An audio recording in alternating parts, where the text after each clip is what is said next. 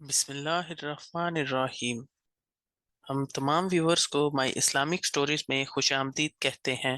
دوستو، اگر آپ کو ہماری ویڈیو پسند آئے تو ویڈیو کو لائک اور شیئر کریں اور ہمارے چینل کو سبسکرائب کریں اور بیل آئیکن پریس کرنا نہ بھولیں تاکہ آپ کو ہماری نئی آنے والی ویڈیو کا نوٹیفیکیشن مل سکے۔ تکبر اور غرور کرنے والا شخص۔ اللہ تعالیٰ تکبر کرنے والے کو تکبر سے منع کرتے ہیں اور پھر تکبر کرنے والے پر بڑی ہی خوبصورت طنز کرتے ہوئے فرماتے ہیں: زمین پر اکڑ کر مت چل، تو نہ تو زمین کو پھاڑ سکے گا اور نہ پہاڑوں کے برابر لمبا ہی ہو سکے گا۔ یعنی جب تیری حقیقت یہ ہے کہ ادھر روح نکلی اور ادھر لوگوں نے کہنا شروع کر دیا کہ جلدی کرو، کہیں بدبو نہ اٹھنے لگے، کہیں پیٹ نہ پھٹ جائے، تو پھر تکبر کیسا؟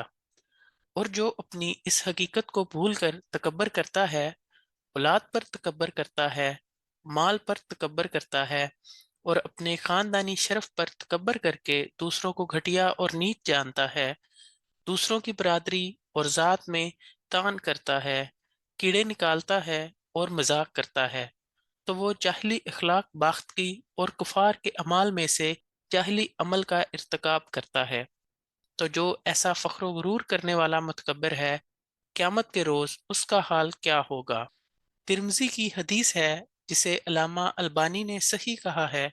اسے حضرت عمرو بن شعیب نے اپنے باپ سے بیان کیا ہے کہ اللہ کے رسول صلی اللہ علیہ وآلہ وسلم فرماتے ہیں: قیامت کے روز تکبر کرنے والے چھوٹی چھوٹی چیونٹیوں کی مانند انسانوں کی شکل میں اٹھائے جائیں گے، ہر طرف سے ان پر ذلت چھا رہی ہوگی، وہ جہنم کی ایک جیل میں ہانک دیے جائیں گے جس کا نام بولس ہے۔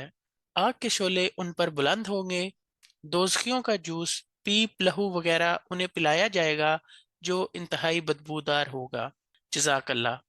دوستو، ہمیں چاہیے کہ ہم غرور اور تکبر سے بچیں اور اللہ اور اس کے رسول کے بتائے ہوئے طریقوں کے مطابق زندگی گزاریں۔